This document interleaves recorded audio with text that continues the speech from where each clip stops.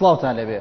پاش 24 کاتژمێر لە تەقینەوەکانی دوێنێی شاری ئەولێر نێچیروان بارزانی سەرۆکی حکوومەتی هەرێمی کوردستان پەیامێکی بڵاو کردەوە و تێیدا داوا دەکات خەڵکی کوردستان هەست بە بەرپرسیارەتی بکەن لە ڕێی یارمەتیدانی هێزی پێشمەرگە و ئاسایشەوە. لە پەیامێکدا کە ماڵپەڕی فەرمی سەرۆکایەتی حکوومەتی هەرێم بڵاوی کردوتەوە، نێچیروان بارزانی ڕایگەیاندوە هێرشەکەی سەردەستگاکانی ئاسایش هەمومانی خەمبار کرد. ژیانی پڕبایی چەند کەسێکی لە ناکاو کۆتایی پێێنا و کەسانە بوونە شەیدی پاراستنی ئارامی هەرێم و ئاسایشی خەڵکی کوردستان. ئەمڕۆ کاتژمێر 11 پێشنیۆڕۆ سەرۆک وەزیرانی تورکیا ناوڕۆکی پاکێجی دیموکراسی بۆ ڕای گشتی ئاشکرا کرد یەکێک لەو گۆڕانکارانەش کە لە پاکێجەکەدا هاتووە لەمەودا لە خوێندنگە تایبەتەکاندا ڕێگە بە زمان و لە جێی جیاوازتر دەدرێت.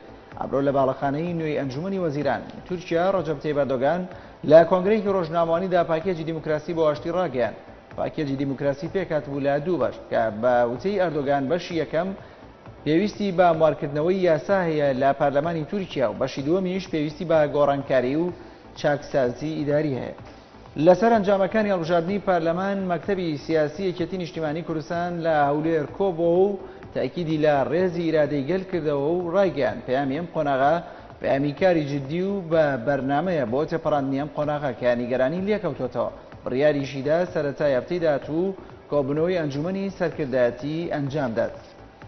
تەرمی هونەرمەند دڵپاک لە گۆڕستانی سەیوانی دوو لە شاری سلێمانی بە خاک سپێدرا. دوایەوەی هەفتەی ڕابردوو لە وڵاتی ئەڵمانیا هونەرمەندی دوایی کرد بەرەبەیانی ڕۆژ لە ڕێگەی فڕۆکەخانەی سلێمانیەوە تەرمەکەی گەیەندرایە شاری سلێمانی و لە گۆڕستانی سەیوانی دوو بە خاک سپێدرا.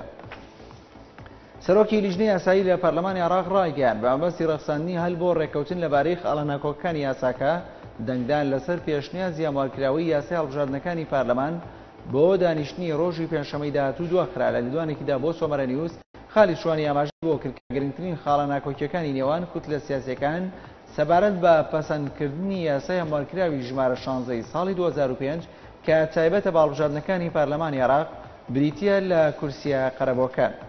سەرچاوەیەک لە وەزارەتی ناوخۆی عێراق ئاشکرای کرا ئەمڕۆ 4 ئۆتۆمبیلی بۆمبڕەشکراو لە ناوچەکانی بەغداد جدیدە و کەڕادە و کازمیە لە شاری بەغداد تەقینەوە و باهۆیانەوە 67 کەس کوژران و بریندار بوون. سەرچاوەکە بە ماڵپەڕی مەداپرێسی ڕاگەیاند تەقینەوەی یەکەم لە نزیک بەڕێوەبەراتی پۆستە بووە و باهۆیەوە 5 کەس کوژراون و 15 تریش بریندار بوون.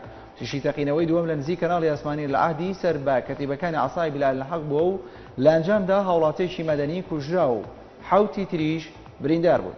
کورتەیەک لە هەواڵەکانتان پێشکەش کرا. هەر شاد بێت.